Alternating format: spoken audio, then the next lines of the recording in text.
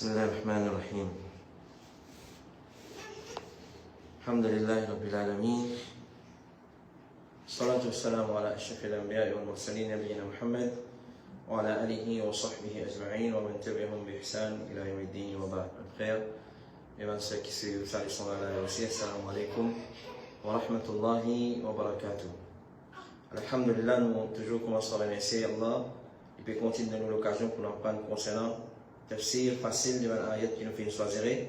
Alors, nous pouvons pas insérer les ayats dans Surah Isra, qui est aussi connu comme Surah Banu Israël. Les filles qu'Allah cause beaucoup, Banu Israël dans sa Surah là. Et il aussi cause Al-Isra, l'ascension et le voyage nocturne plutôt, Isra Mi'raj, comme on le connaît très bien. Allah cause ça commençant dans Surah là, dans ce premier verset. Et à un moment donné dans Surah là, il donne une série de conseils. Alors, si nous finissons par une partie, il y a un petit point concernant quand Allah veut dire وَلَا تَجْعَلْ يَدَكَ مَغْلُولَةً إِلَىٰ عُنُقِكَ. Pas tasser la main, pas serrer de la gauche, c'est-à-dire pas trop serrer la main. Dépenser, ce qui besoin de dépenser, même qui est obligatoire, dépenser de la famille. وَلَا تَجْعَلْ يَدَكَ مَغْلُولَةً إِلَىٰ عُنُقِكَ وَلَا تَبْسُطْهَا كُلَّ الْبَسْطِ. Et non plus, on va dire la main, c'est-à-dire dépenser, faire extravagance. فَتَقْعُدَ مَلُومًا مَحْسُورًا. Parce qu'il y a un jour, quand il dépense, il ne peut pas compte qu'il peut dépenser, il n'a pas fini acheter pour nous ici là-bas. Ensuite, il a assisté, il regrette, il paye dans l'argent, il paye la casse maintenant, à celle qui galope là-bas. Alors, ce n'est pas maintenant une situation comme ça. Inna rabbaka yabsutu rizqa liman yasha'u wa yaqdir.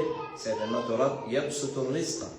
Les étendre, les élargir, rizq, les donne en abondance pour celui qui les voulait. Wa yaqdir. Et lui aussi donne petit guide pour celui qui les voulait. إنه كان بعباده خبيرا بصيرا. Et Allah est certainement au courant, basir, les khabir, il y a toute l'information et les basir, les trop qui chose. Ça c'est qu'il nous a pas dit. Ensuite, tout de suite après ça, dans l'ayat numéro 31, Allah dit ولا تقتلوا أولادكم خشية إملاق نحن نرزقهم وإياكم إن قتلهم كان خطأ كبيرا. Ça ayat Coran ayat qu'il l'a mis quand ça finit descendre 1500 années de cela. Ils ont dit manifester. Allah veut dire voilà taqtulu awladakum. Pas tous les enfants. Pas tous les enfants. Pas tous les enfants. Tous les enfants, il y en a plusieurs formes aujourd'hui.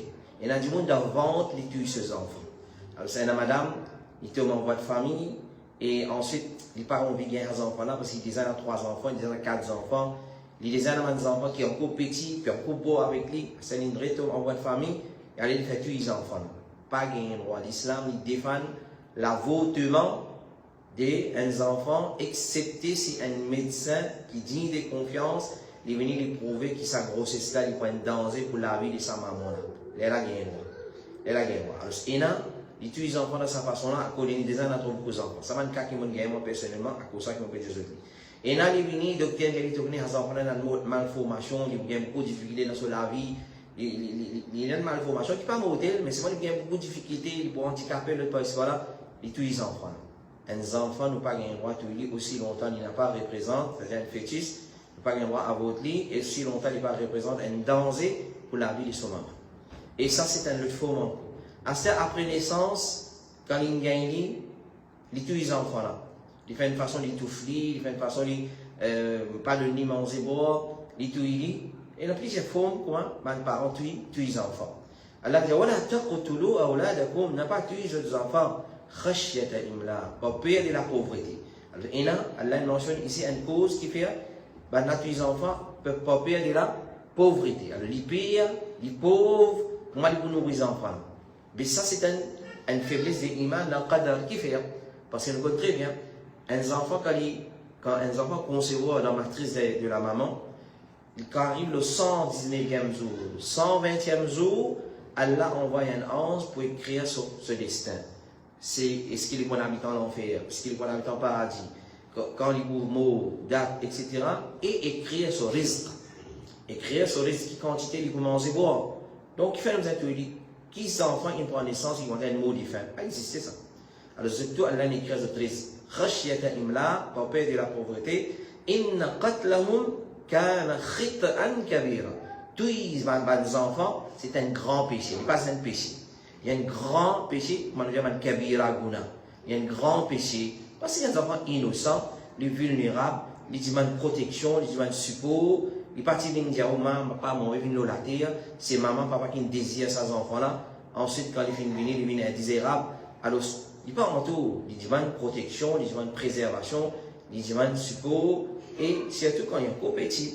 Surtout quand il y a un petit. Donc, les enfants, c'est une famille. Allah subhanahu wa ta'ala, nous pouvons être questionnés concernant ça, qui fait un tweet aux enfants.